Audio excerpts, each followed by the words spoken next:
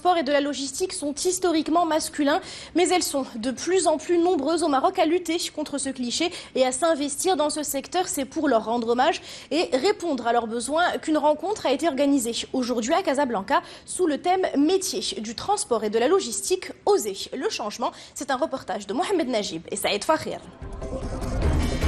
Elle représente moins de 30% des salariés du secteur des transports et de la logistique. Les femmes qui sont pourtant nombreuses à vouloir l'intégrer.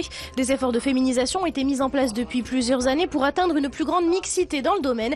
Et c'est pour cela que cette conférence a été organisée. Elle répond à plusieurs objectifs.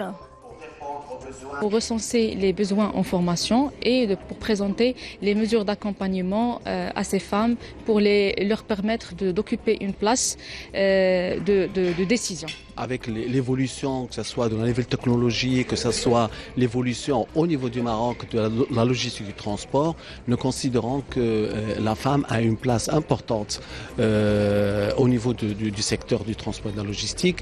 Et c'est pour ça que cette rencontre aujourd'hui, c'est d'abord mettre en valeur ce que peut apporter la femme dans le transport logistique. La féminisation du secteur de la logistique n'est pas qu'une question de parité. Elle répond également à des exigences économiques et concurrentielles. Les efforts commencent à donner leurs fruits, notamment dans les métiers de l'exploitation et du transport urbain et international. Aujourd'hui, le transport international n'est plus un métier d'homme. Ce n'est plus physique, c'est plus cérébral.